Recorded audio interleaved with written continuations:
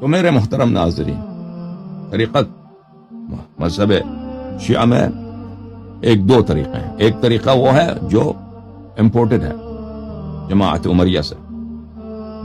ہمیں حدیث نہیں سمجھ آ سکتی، ہم نے تو صرف تقلید کرنی. تو ان کے لیے کیا ثابت کریں گے؟ جب ان کو سمجھ ہی نہیں آ سکتی تو ان سے گفتگو کرنا ہی بیکار ہے. ان سے گفتگو کرنا ہی بیکار ہے، کیونکہ انہوں نے اپنے آپ ماتھے پہ لکھ دیا کہ جانور، ماتھے پہ لکھ دیا کہ ہم انسان نہیں ہیں. ہمیں سمجھ نہیں آ سکتی، ہمیں رسول صلی اللہ علیہ وسلم کی سنت سمجھ ہی نہیں آ سکتی، ہمیں اہل بیت علیہم السلام کی سنت سمجھ ہی نہیں آ سکتی، ان کی احادیث سمجھ ہی نہیں آ سکتی. ان سے دین لینا ہی نہیں ہم نے صرف مراجع سے لینا. اور یہ میں کوئی یہ جزاف نہیں کہہ رہا، میں کوئی باطل کام نہیں. ان کا طریقہ کار یہی ہے، تقلید کا مطلب یہی اور کچھ بھی نہیں ہے.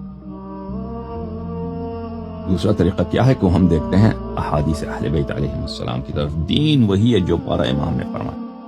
12 ائمہ طاہرین علیہم السلام نے اگر ماتم کرنے سے منع کیا تو ماتم جو حرام ہے. اگر انہوں نے ماتم کیا، اس کی ترغیب دی ہے، تو یہ شریعت ہے. ٹھیک ہے نا؟ شریعت کے ایک ہی ملاک، ہدایت کا ایک ہی ملاک، ایک ہی میزان ہے، ایک ہی کرائیٹیریا ہے. وہ کیا ہے؟ اللہ کے رسول اور اللہ کے اوصیاء اور رسول کے اوصیاء طاہرین صلوات اللہ علیہم اجمعین، اس مسئلے پہ ان کا کیا موقف ہے، ان مسئلے پہ ان کا کیا بیان ہے، کیا حکم ہے. سمجھ میں آ رہی نا بات آپ کو؟ بھائی میں کوئی نیا دین نہیں لے کر رہا.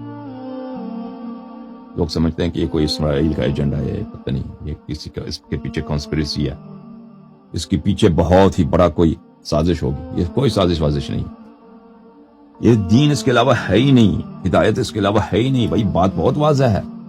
تم اگر مسلمان ہو، تم اشہد ان علی ولی اللہ کہتے ہو، 12 اماموں کو مانتے ہو، سلام اللہ علی الائمۃ الطاہرین، تو اس بات میں کیوں کوئی شک ہے بھائی کہ دین اس کے علاوہ کسی چیز کا نام نہیں ہے؟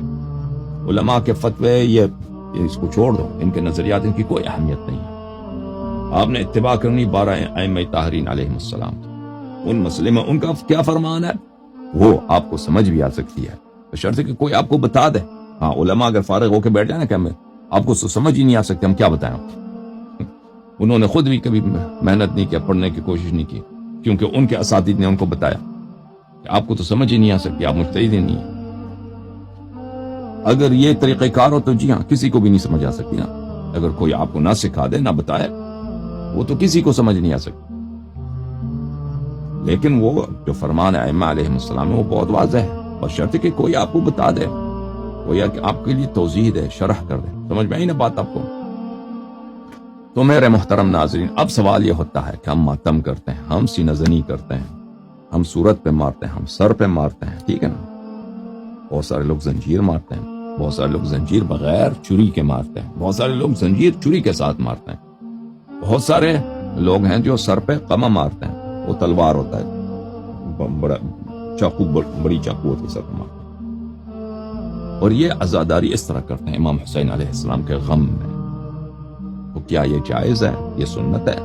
تو اس کا ملاک کیا ہے؟ اس کا معیار کیا ہے میرے عزیزوں؟ یاد رکھو، آپ غلام ہو کس کے غلام؟ علماء کے غلام ہو؟ بالکل نہیں. کس کے غلام ہو؟ آپ ائمہ طاہرین علیہ السلام کے غلام، ان کے نوکر، ان کے چاکر، ان کے تم غلام ابن غلام ہو. اور میں بھی ان کا غلام ابن غلام ہوں، میں بلکہ اس سے بھی کم تر ہوں. میں تو ان کا خاک در بھی نہیں، میں ان کے در میں کلب سے، کتے سے بھی ذلیل تر ہوں. میں تو کچھ بھی نہیں، میں ایک روسیا ہوں.